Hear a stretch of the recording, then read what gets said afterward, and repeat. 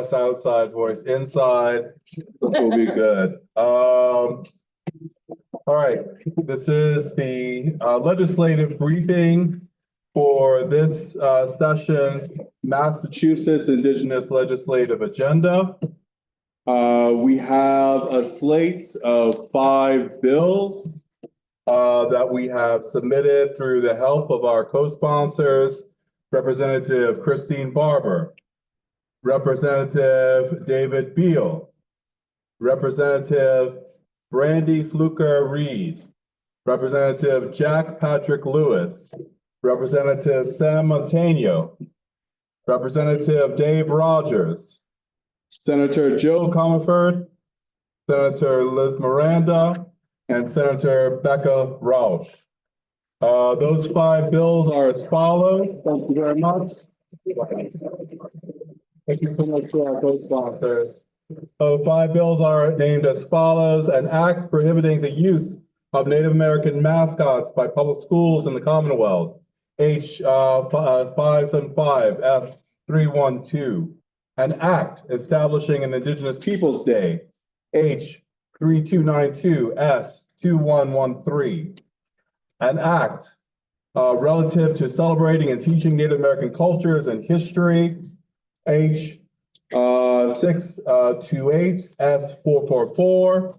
An act providing for the creation of a permanent commission relative to the education of American Indian and Alaska Native residents of the Commonwealth, H 649 S412, and an act to protect Native American heritage, H 3597 S2335.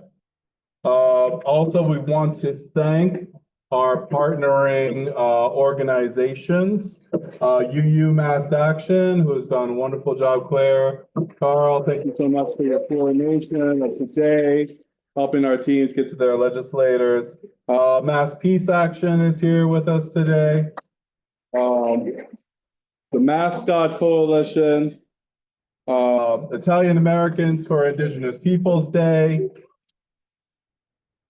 Cultural Survival, Network for Social Justice, Change the Mass Flag and Seal, United American Indians of New England, and of course, North American Indian Center of Boston, Indigenous Coordinator.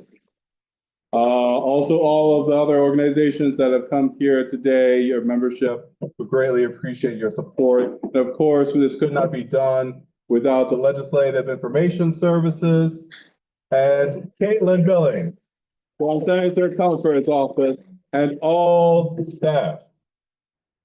All right. She's the best one for that. So very briefly, for those of you that did not join outside, our advocacy functions in many different ways. We have town-to-town progress. We, of course, have our bills that are in the State House, but the impact of today, the impact of the legislative agenda cannot be understated because of the current presidential administration. Just last month, April 27th, the president reversed the Biden proclamation on Indigenous Peoples Day, establishing only Columbus Day for the United States. 3 days later, the president threw his support behind a Native mascot in Long Island, New York, and Massapequa, New York. Even though the state of New York said it's time to move on. Of course, some of you have come to me with your own echo. Okay. Voice. Of course, some of you have come to me with your own concerns, thinking about PBS funding. We're not just talking about all of the educational programming, Molly of Denali. You know, thinking about like a world without that type of programming for our Indigenous children to see themselves in public broadcasting. And of course, the criminalization of Indigenous peoples on college campuses and facing detainment unlawfully by ICE. And of course, internationally, the threats of colonization of Greenland and the annexation of Canada, we have to stand together for Indigenous peoples, and it is time for us to do that here within the Commonwealth. So that's setting the stage for the day. We do have a full list of speakers here, Indigenous leaders, community advocates. So I'm going to first call on the Sagamore for the Massachusetts Tribe at Punkpog, my brother Ferris Gray.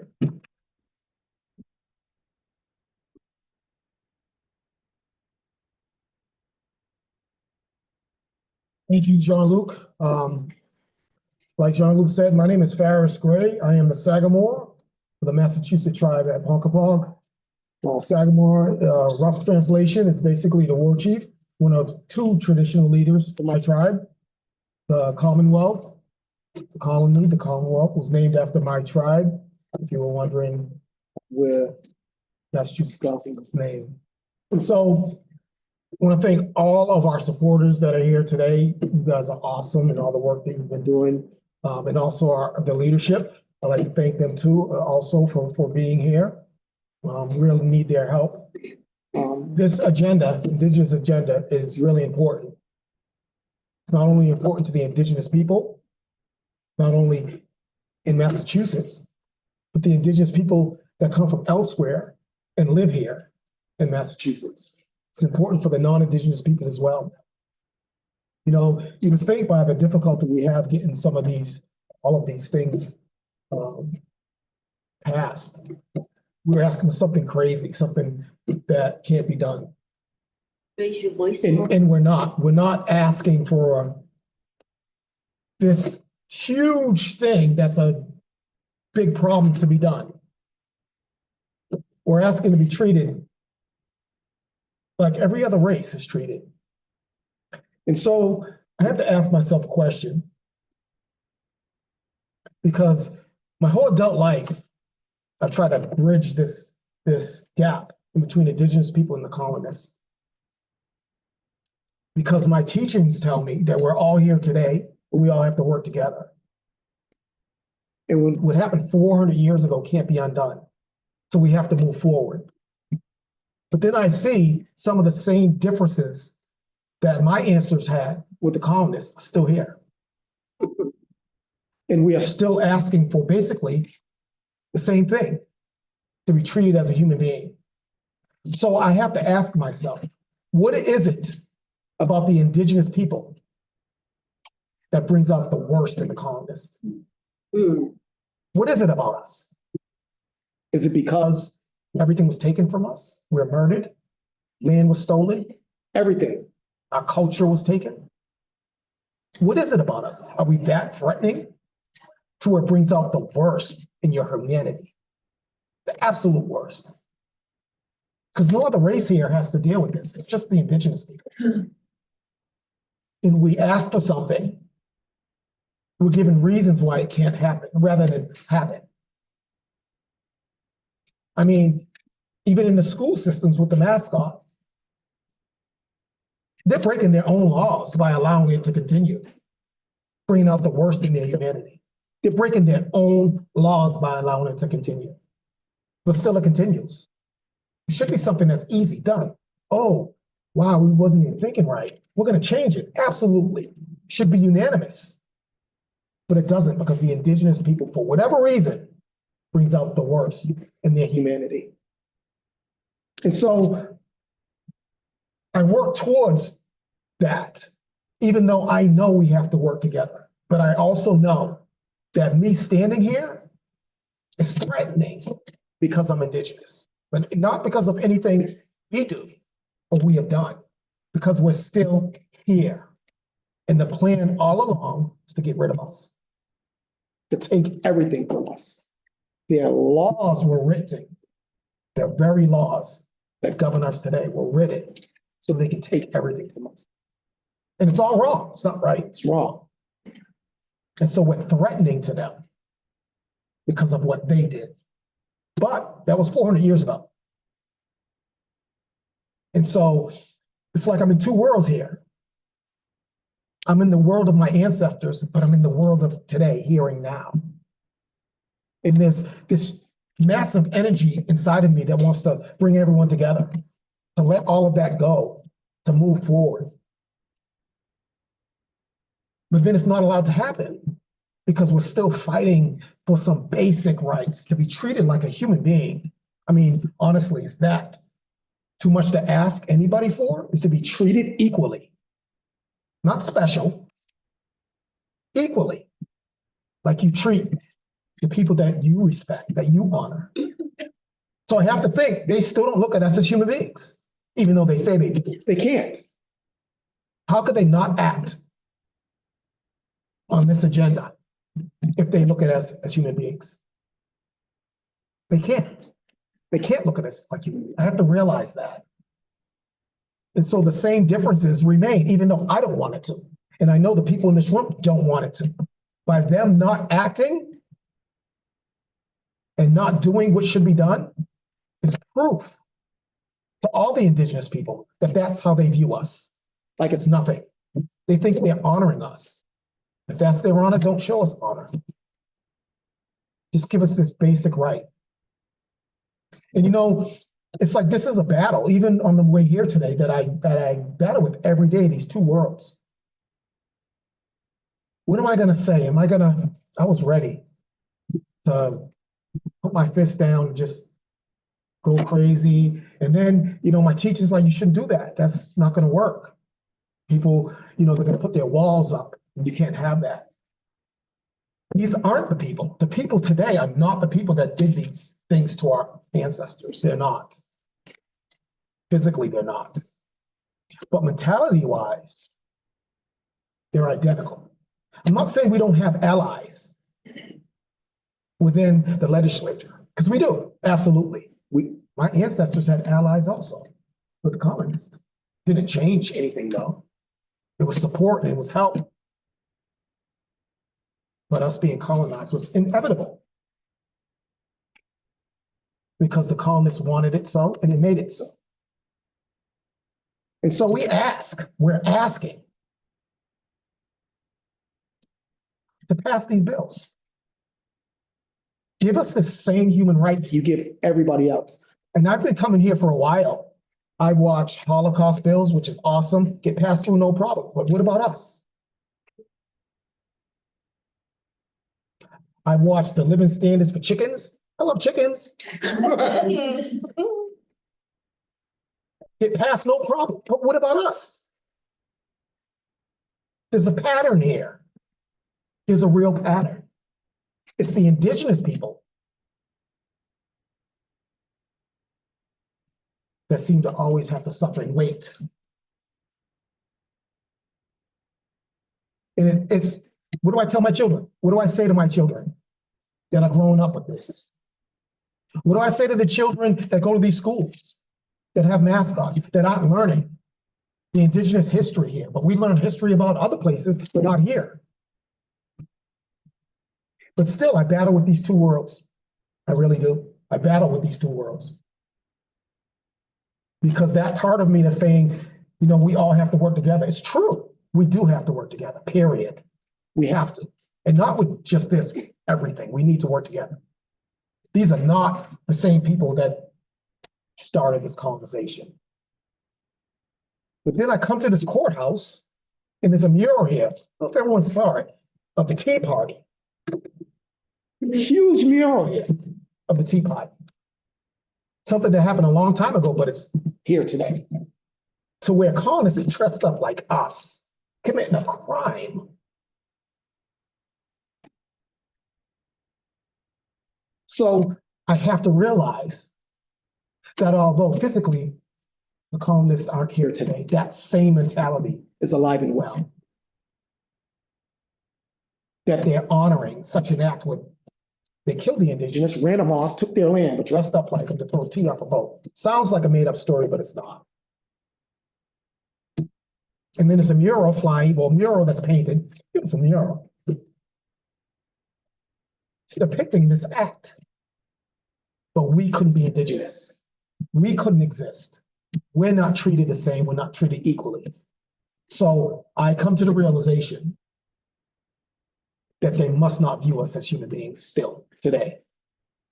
That same mentality is alive and well. And that's not what I want. That's what I see. And I've been doing this for a long time. And we have awesome allies, Indigenous, non-Indigenous people. Awesome allies who stand with us. They don't have to. They stick out their necks for us. But that mentality is still here. So hopefully this is shared. And those that make the decisions here can reflect on why this has not happened. Because we need this to happen. We need it. And honestly, before I go, I'm just asking them to follow their own laws and treat us like human beings. So again, I'd like to thank everyone for being here, taking the time out of their days to be here. And I really appreciate it. I'm honored to be asked to speak, so thank you.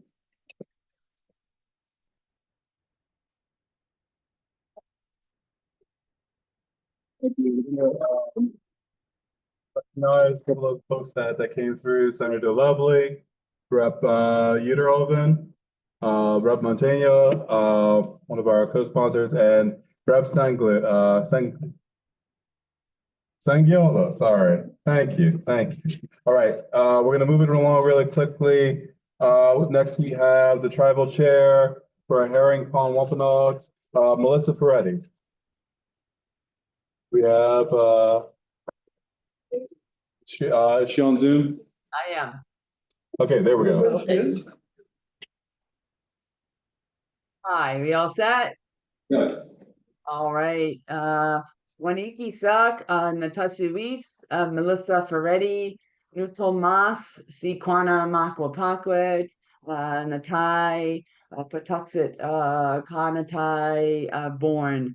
What I've said to you in my traditional language is, good day. My name is Melissa Ferretti, or I am called Melissa Ferretti. My genealogy is, or I am from, Herring Pond, Wampanoag. I was raised in Plymouth and I now live in Bourne. Thank you for giving me this opportunity to speak today. I'm here before you today to urge your support for the passage of these bills presented to you through our legislative agenda, and to stand in solidarity with my sisters and brothers to promote and support these important bills. I particularly, I really want to make sure before I move on that I thank Senator Joe Comerford, Randy Fluker Oakley, and the other legislators who have supported, and lawmakers who have supported these bills, and those who have possibly not supported them but have been willing to listen, because that is really where it starts, educating yourselves and understanding why these bills are so critical and so important to our tribal communities. So I'm here particularly again to talk on the Mascot bill. And for centuries, we know Indigenous people have faced systemic erasure, misrepresentation, and discrimination.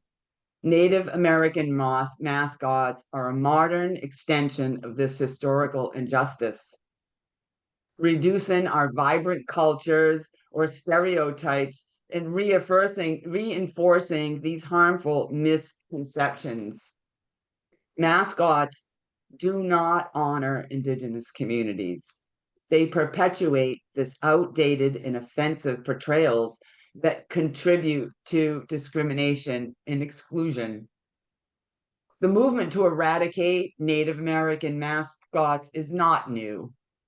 Across the country, Indigenous activists and allies have fought for decades to remove these symbols from schools and sports teams. Massachusetts itself has a long history of reckoning with its use of Native imagery.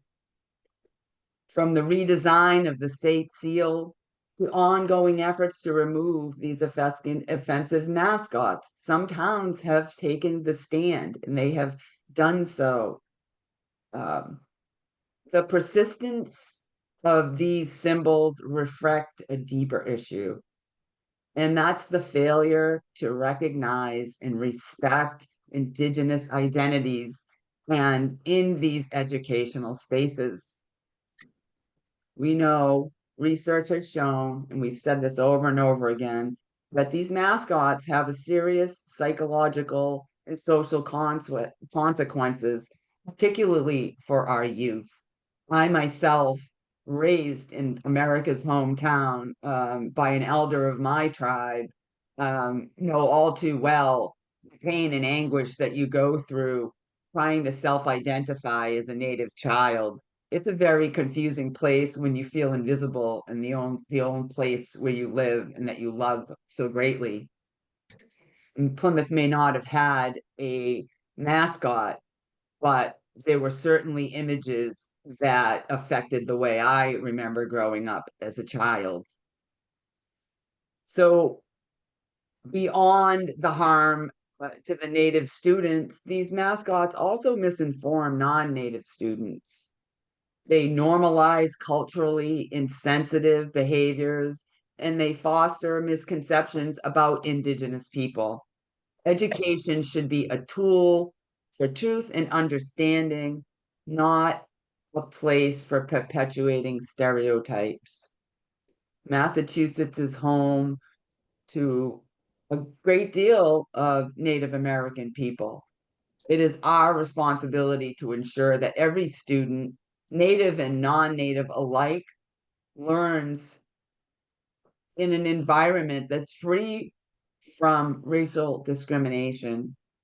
Civil rights would never be subject to public information, should never be subject to public information, and we must uphold unequivocally.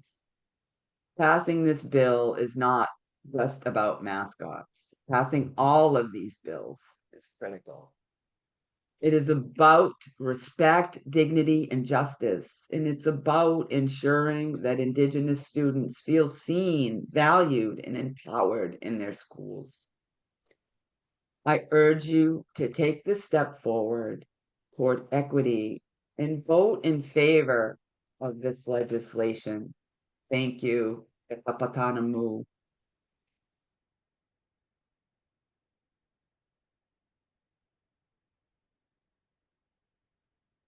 Much, Chair Ferretti. Thank you so much. Momentarily, we'll have a message from Shauna Newcomb, who is an educator, member of the Mashpee Wampanoag. Okay.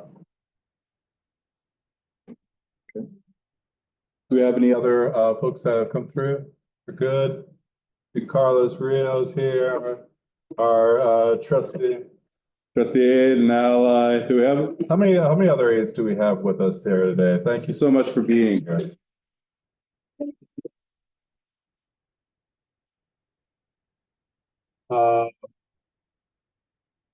Start the screen share here.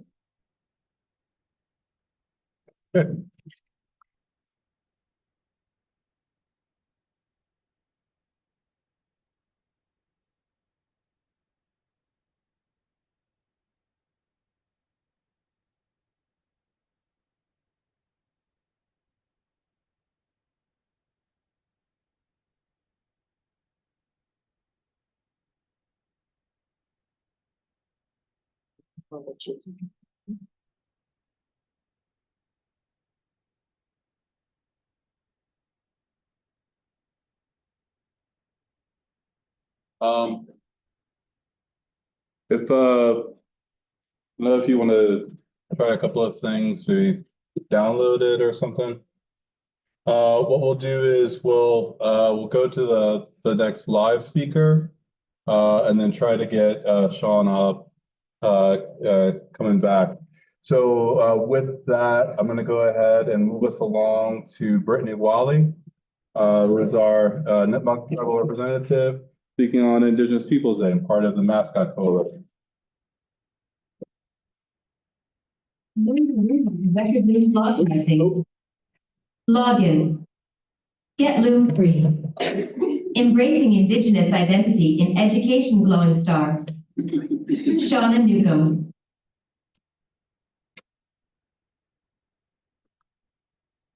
Newcomb.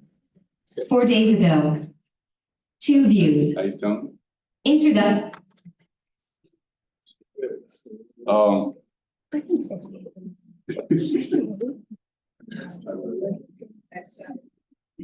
Yeah, they're having trouble. Yeah. No, you go ahead.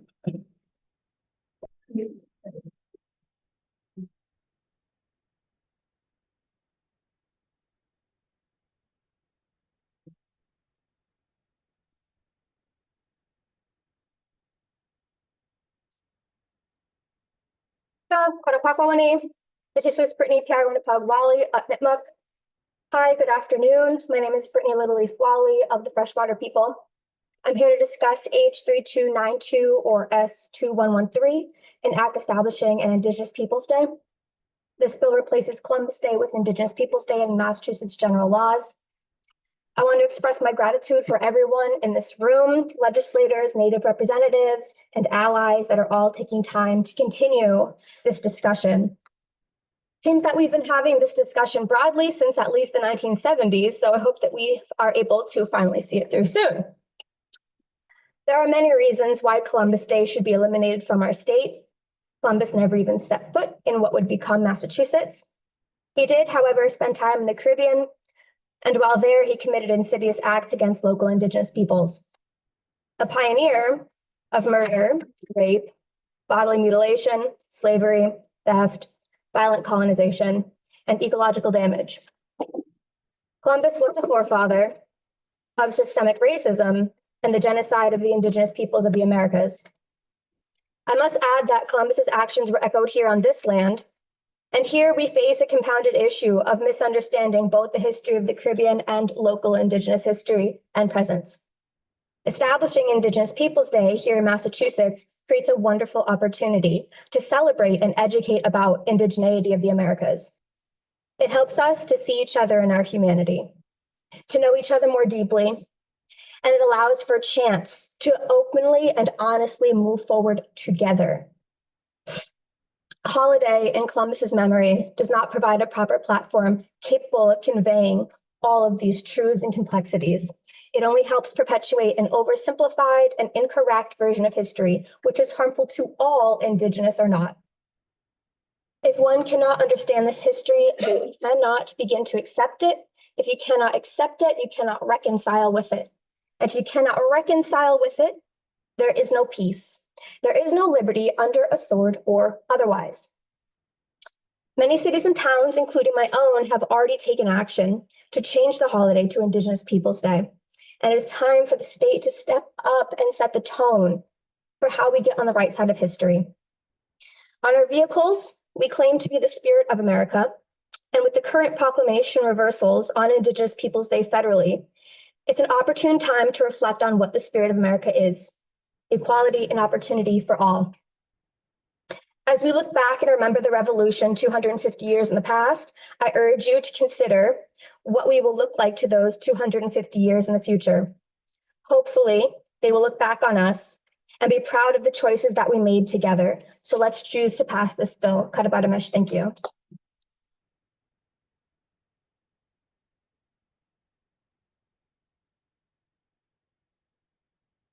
Hi, my name is Shauna Newham, and I'm There we go. Okay, good. All right.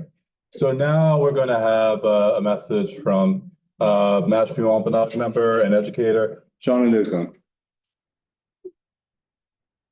Hi, my name is Shauna Newham. We're gonna share it. That's it.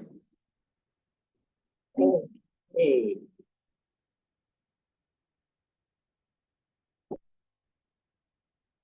And I'm a member of the Mashpee Wampanoag tribe, as well as a public school teacher on the South Shore. Every year, I look forward to the first day of school because it gives me the opportunity to meet the students I'll be working with this year, share a little bit about myself. It usually goes the same way every year. I start by saying I'm Mashpee Wampanoag, and that's met with absolute silence.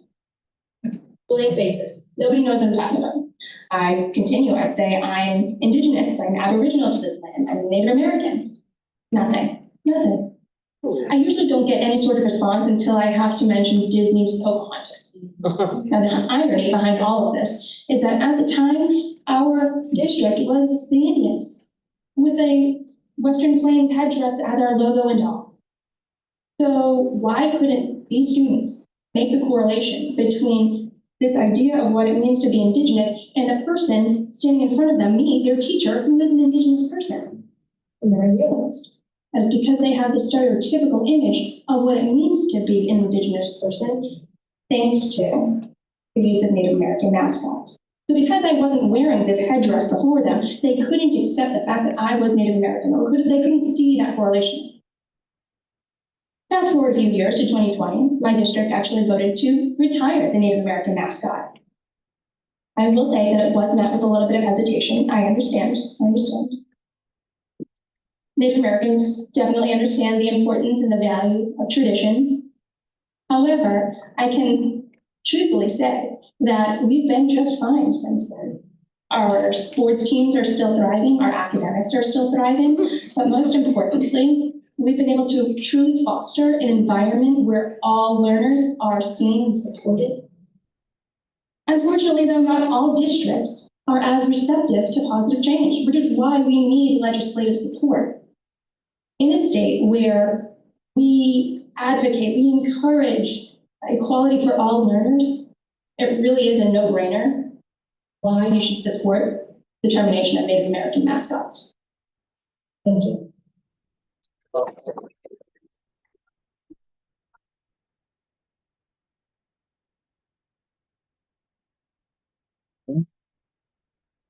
Next up, we're going to have one of our ally speakers, Heather Levell of the Italian Americans for Indigenous Peoples Day.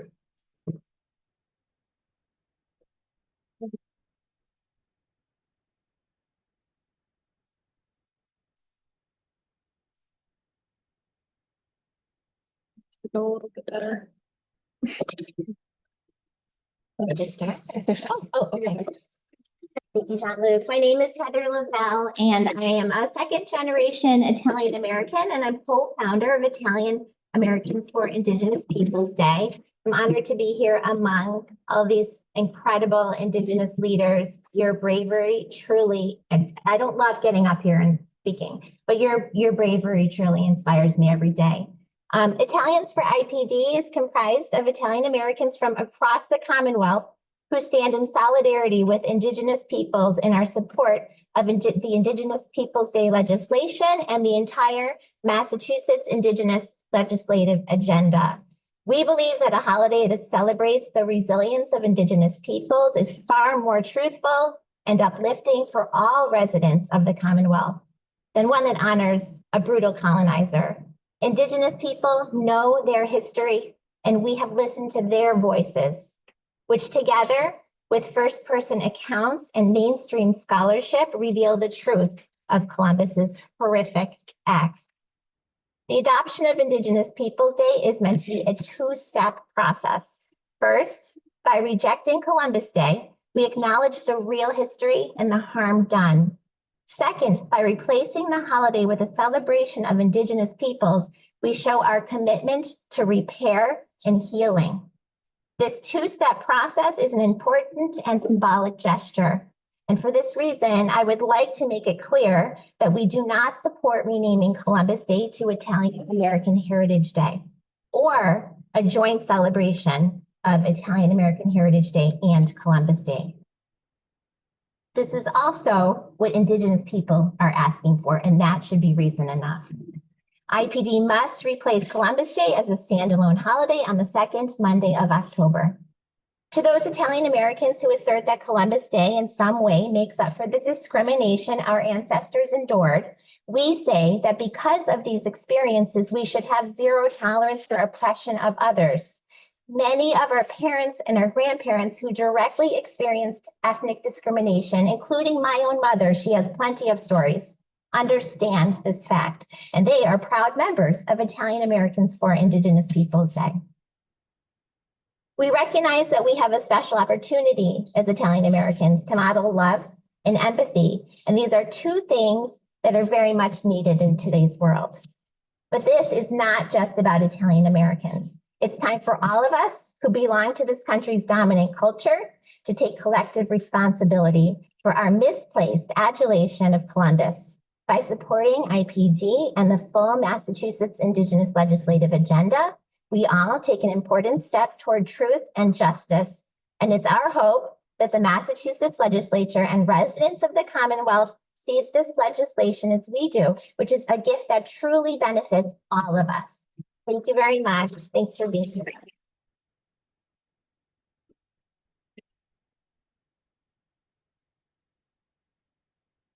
I want to also at this time recognize Matoyin Monroe, co-lead of United American Indians of New England. UAIN has taken up that sort of lead advocacy on establishing Indigenous Peoples Day and celebrating Native American cultures and histories within public school curriculum. Matoyin not able to be with us here today. However, it is her birthday, so I will embarrass her and say happy birthday. Happy birthday. And Matoyin is a mentor to many of us, but it is also for us to take on the mentorship for the younger generations. So I will, at this time, call upon my civic engagement coordinator from the North American Indian Center of Boston, Reggie Alkevich.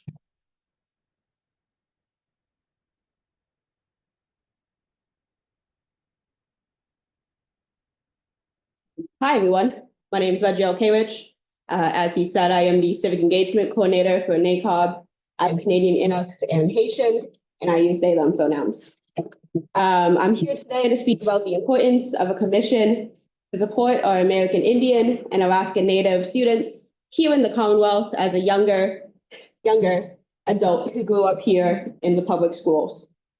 I grew up in Western Mass, and throughout most of my time there, I was the only Indigenous student, hearing the lies and simplifications of the massacres of our Nonotuck, Pecumtuck, Nipmuc, and Wabanaki ancestors. I grew up in a school district with a Native-based mascot. Thankfully, my mom raised me in the UMass Amherst Indigenous community, a homecoming of sorts for her navigating the consequence of the border having crossed her, and a homecoming for me for the first time seeing another Afro-Indigenous person.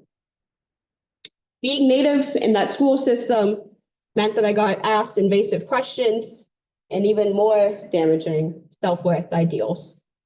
It wasn't until I was 14 when I had fellow Afro-Indigenous peers where I began to truly take that deep breath of self-acceptance. Gratefully, I've been able to find a support system here working at the center. Thank you, John. I thank each and every one of you for supporting these agenda items. For a state that boasts our first in education and marriage equality, but falling dreadfully in supporting our students. Too often we hear stories of the racial slurs, the backhanded comments, that we still live here in Massachusetts, a first contact state that not only destroyed our ancestors here, but the greater American project.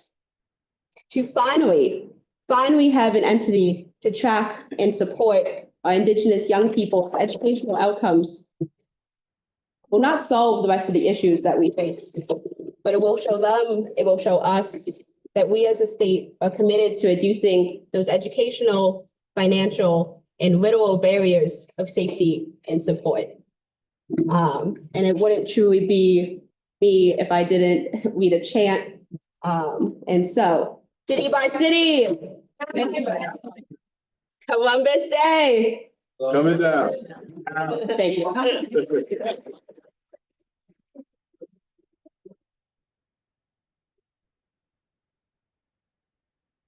going to, at this time, share a couple of my own stories.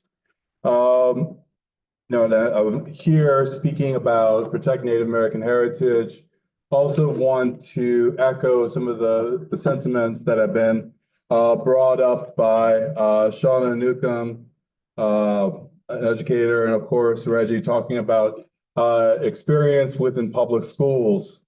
I actually am originally from New Orleans, and in Louisiana, I was fortunate to go to schools where my mom was a teacher at the schools.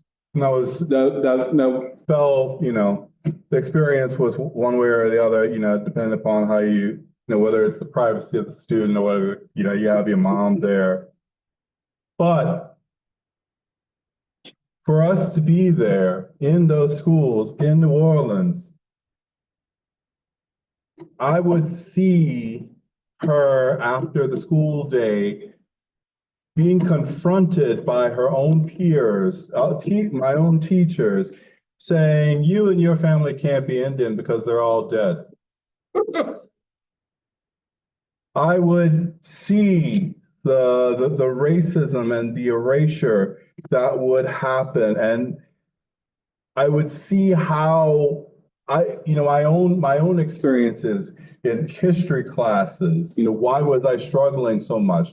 Because my story wasn't being told. The stories that I heard from my grandparents, from my parents, from my great-grandparents, because I was fortunate to be alive during those times. Those old stories, they were not reflected within the public school curriculum. And so you see that type of atmosphere where the knowledge of your family is not affirmed. And then you might be in a school that has these native mascots that caricaturize and historicize your own family, your own people, your own living presence. You think about what that experience is like for students.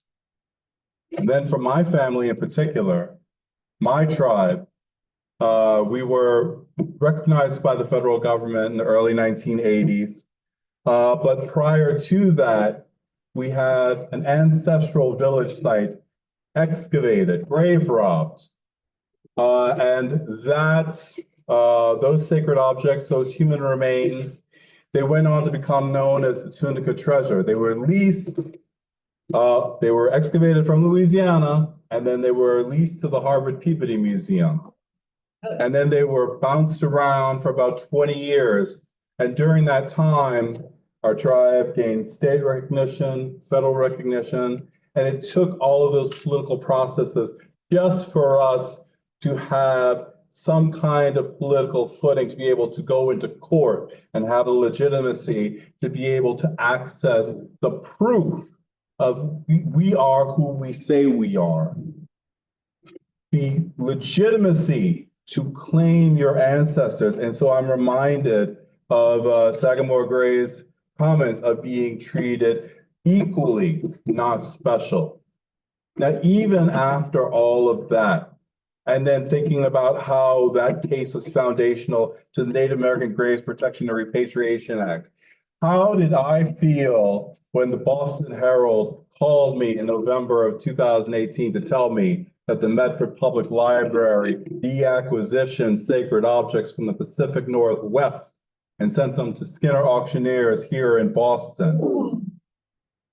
It was unconscionable. It was something that would happen in Paris auction houses.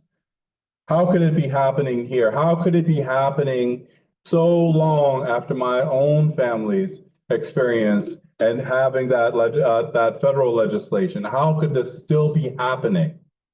And so, it was because of that, we worked with Massachusetts artists to put together a bill called Protect Native American Heritage, so that any publicly funded entity here within Massachusetts, when they move to deacquisition these sacred objects and human remains, those objects don't go to the auction houses.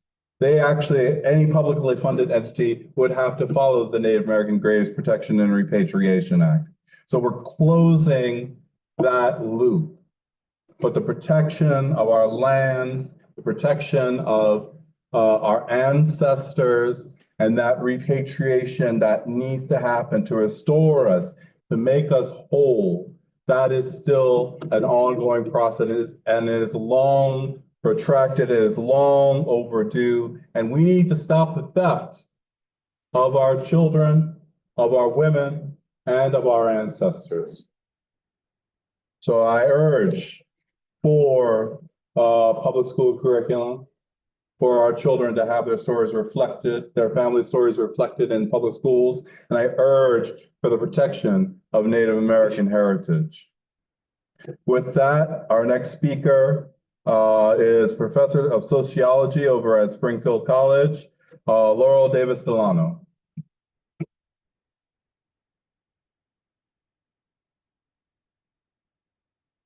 Hello, I'm going to talk about research findings. So all of the bills on the Indigenous legislative agenda are related to one main research finding, which is that Native Americans are generally invisible in the dominant US culture as contemporary people and nations, and are often visible in the form of misleading stereotypes about Native Americans from the past. And research reveals that this pattern is harmful. All of the research findings on Native American mascots reveal that they operate as discrimination and are educationally harmful. First, this research shows that exposing Native American students to these mascots depresses their self-esteem, reduces their capacity to imagine future accomplishments, and increases negative feelings, including distress and depression. Other research shows that discrimination is harmful. Discrimination in general is harmful to Native American mental and physical health and social functioning, including school performance. Second, research with non-Native samples, so not Native people, reveals that these mascots are associated with negative stereotyping, despite all these stuff about we're honoring you. And exposure to these mascots increases this stereotyping. Further, those who support these mascots hold more stereotypical and prejudicial attitudes toward Native Americans compared to those who oppose them, and are less supportive of Native American rights, including tribal nation sovereignty. Tribal sovereignty is the primary goal of organizations that represent hundreds of Native American nations. In contrast to recommending elimination of Native mascots, scholars recommend increasing the quantity and improving the quality of education curriculum focused on Native Americans, which is the goal of the curriculum bill that was just discussed. Research reveals that there is little coverage of Native Americans in the US curriculum, especially coverage of contemporary Native Americans. Students need to learn about tribal nation sovereignty and the issues tribes face in the present time period. Scholars study various aspects of tribal nation sovereignty. Tribal nations have mobilized and continue to mobilize to have their sovereignty recognized, as was just discussed, and to implement this sovereignty. And this includes control over their ancestors' remains and sacred and funerary objects, which is the goal, also just discussed, of the Heritage Bill. Given that research reveals that Native American students in the US are below average on most educational measures, the bill on the Commission on Education of Native American Students is critical. Lastly, historians have documented that Columbus and his men enslaved, tortured, and murdered Indigenous people in the Caribbean. Eliminating Columbus Day and replacing it with Indigenous Peoples Day is a step in the right direction, especially since Indigenous Peoples Day can accomplish education beyond the K through 12 curriculum. Thank you.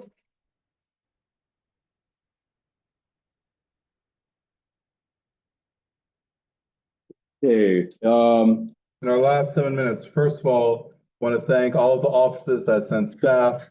We have Senator Driscoll, Senator Robin Kennedy, Senator Keenan, Senator Freeman, Senator Eldridge, Senator Brady, Representative Dave Rogers, Representative Dom, Representative Vitolo, Representative Ash, Leader Peisch, Representative Tyler, Representative Beal, Representative Ayers, Representative Nguyen, and Representative Decker. Also, we have representation from the Senate Office of Education and Civic Engagement and the Caucus of Women Legislators. So thank you all for being here. Lastly, on our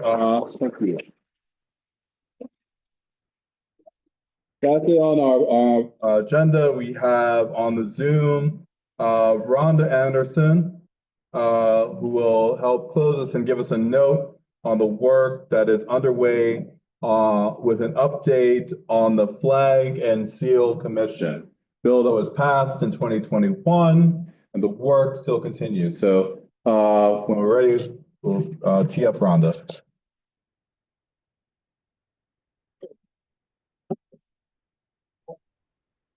Hello, Pagalagipsy. Can you hear me? I can see the back of your heads. So Pagalagipsy, welcome. So Kunluk Sama, how you holding up out there? You look great from this point of view. So Pangmakpak Oranga, Coleraine me. So I'm calling in from Coleraine. Anupiak Shanaga Alak. My Anupiat name is Alak. Tanuk Shanaga Rhonda Anderson is my white presenting name. I again want to reiterate thanks to Senator Comerford, Representative Fluker Reed, Caitlin Billings, who's from Senator Comerford's office, for graciously taking time out of their busy schedules to plan for this essential informational session. And once again, giving thanks to all of the representatives and senators for sponsoring and co-sponsoring this essential legislation. So I want to thank all of the outstanding leaders, tribal representatives, scholars, allies who spoke before me on the 5 bills that are found in the Indigenous agenda. I hope that you listened deeply today to hear how closely these 5 bills are tied together. I noted down some words that I kept hearing over and over: equality, education, listening, erasure, discrimination, exclusion, respect, truth, humanity, moving forward, support, harmful, long overdue, responsibility. I like to use the words of Nikki Sanchez. This history is not your fault, but it is your responsibility. We have succeeded in passing a 6th bill in this Indigenous agenda. That is the bill to address the most often seen images across the Commonwealth, our state seal, motto, and flag. The Indigenous fight to change the egregious images that make up our state seal, flag, and equally harmful motto began in 1971. Through deep listening and learning about Indigenous perspectives, led Representative Byron Rushing to present bills to address this issue in 1984. Representative Rushing continued faithfully filing the bill each session for 34 years, right up to his retirement in 2019. From there, Senator Lewis, with renewed vigor, filed the legislation that is now 84 towns in the Commonwealth that support this new legislation, and the statewide education and awareness campaigns that were led by David Detmold. Some speakers you heard from today, Brittany Wally, and I thought Elizabeth Solomon would be on today, but apparently she couldn't make it, participated in the first special commission on the state seal, motto, and flag. That was born from that very first passed bill, and they delivered a robust report, survey results, and an educational plan for the future. And I am honored to participate in the current Special Advisory Commission relative to the Massachusetts state flag and motto. which was established in 2024 to continue the process of adopting new designs and a motto for the Commonwealth. On May 8th, the Advisory Commission launched an open call to artists, historians, educators, students, and members of the public to participate in the effort to redesign the state's seal, flag, and motto. The Commission is seeking potential design elements that might include nature-based symbols found in Massachusetts, or Massachusetts' geographical shape, or coastline imagery reflecting the state's historical connection, obviously, to the Atlantic Ocean. But we encourage and welcome a broad range of designs that capture the full creativity of everyone who lives here. And equality, something that we can all stand behind. So you can visit mass.gov, the Massachusetts Seal, Flag, and Motto Advisory Commission, for more information. But most importantly, now, more than ever, we need to move the remaining Indigenous agenda items forward with respect, honor, and dignity for Indigenous peoples, tribal nations, and even non-Native people of Massachusetts. We can do this. We can be on the right side of history, and we can make a difference for tomorrow. So Koyanak Nalag Nagivsi, thank you for listening and thank you for being here. Koyana.